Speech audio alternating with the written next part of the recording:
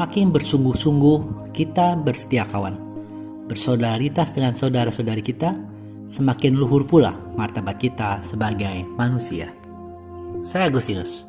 Selamat datang pada channel Touching Heavens, tempat kita mengenal dan belajar kebenaran firman Tuhan dalam Alkitab. Pada Alkitab, membimbing hidup kepada Kristus. Like dan subscribe untuk membantu channel ini bertumbuh dan firman Tuhan semakin diwartakan. Pada hari ini kita belajar dari teladan Rasul Simon orang Zelot, salah satu dari ke-12 Rasul Yesus Kristus. Untuk membedakannya dengan Simon Petrus, ia disebut orang Zelot. Kata Zelot diturunkan dari bahasa Ibrani kana, atau dalam bahasa Inggris the zealous, yang berarti orang yang rajin, giat, dan sangat bersemangat. Namun kata Zelot sendiri juga bisa berarti kota Kana atau daerah Kanaan. Sehingga dipercaya Simon orang Zelot lahir di kota Kana, provinsi Galilea. Zelot juga merupakan sebutan untuk sebuah kelompok pemberontak terhadap pemerintahan Romawi waktu itu.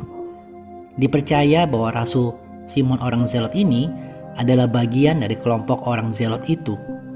Ia ditempa dan dididik oleh Yudas dari Gamala di Galilea, yang kisahnya tercatat dalam Kisah Para Rasul 5 ayat 37. Kelompok orang Zelot ini pengikut teokrasi murni, religius dan fanatik. Mereka adalah orang-orang yang bersemangat mematuhi perintah-perintah dalam hukum Taurat, khususnya melarang penyembahan berhala. Karena para Romawi ini, penjajah Romawi, memaksakan cara-cara mereka kepada orang-orang Yahudi, maka kadang-kadang kelompok orang Zelot ini menjadikannya cara-cara dengan kekerasan. Kita tidak tahu apakah Simon orang Zelot itu berasal dari kota Kana, ataukah dia anggota kelompok Zelot, atau hanya istilahnya dipakai untuk menunjuk kepada semangat agamanya. Hal ini kita tidak tahu. Dan Rasul Simon ini, jejak kerasulan tidak banyak dikenal dan tidak banyak tertulis dalam Injil.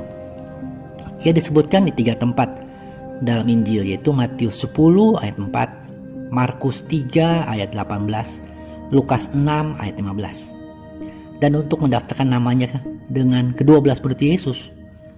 Kemudian dalam Kisah Para Rasul 1 ayat 13 dituliskan bahwa ia hadir bersama 11 rasul di ruang atas Yerusalem setelah Kristus naik ke surga. Alkitab juga tidak menceritakan kapan Simon orang Zelot ini pertama kali diajak bergabung menjadi murid Tuhan Yesus. Tetapi tradisi menyatakan bahwa Tuhan Yesus memanggilnya pada saat yang sama ketika Tuhan Yesus memanggil murid-muridnya yang lain. Menurut tradisi gereja, ia menyebarkan Injil ke Mesir sebagai misionaris dan menjadi martir di Persia. Teman-teman, satu hal yang kita bisa ambil terkait Simon orang Zelot ini adalah sikapnya yang terbuka untuk menjangkau jiwa untuk keselamatan dalam Kristus. Hal ini pertama-tama ditunjukkan dahulu oleh Kristus dengan memilih Simon orang Zelot menjadi salah satu rasulnya. Langkah Tuhan ini menunjukkan bahwa kerajaan surga menjangkau orang-orang di semua lapisan masyarakat. Dan hal ini sejalan dengan arahan dasar atau ARDAS tahun 2022, yaitu tahun penghormatan martabat manusia. Uskup Kardinal Suharyo mengatakan, semakin bersungguh-sungguh kita bersetia kawan, bersolidaritas dengan saudara-saudari kita, semakin luhur pula martabat kita sebagai manusia.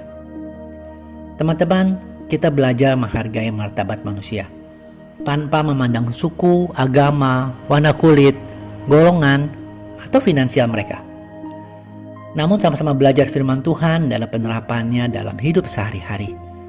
Meski mereka tidak beragama Katolik atau Kristen, tetapi kebaikan Tuhan tetap berkarya dalam mereka yang mau mendengar suaranya. Mari kita baca dan renungkan ayat ini. Roma 2 ayat 11-16. Sebab Allah tidak memandang bulu. Sebab semua orang yang berdosa tanpa hukum Taurat akan binasa tanpa hukum Taurat. Dan semua orang yang berdosa di bawah hukum Taurat akan dihakimi oleh hukum Taurat. Karena bukanlah orang yang mendengar hukum Taurat yang benar dari Allah, tapi orang yang melakukan hukum Tauratlah yang akan dibenarkan. Apabila bangsa-bangsa lain yang tidak memiliki hukum Taurat oleh dorongan diri sendiri melakukan apa yang dituntut hukum Taurat, maka Walaupun mereka tidak memiliki hukum Taurat, mereka menjadi hukum Taurat bagi diri mereka sendiri.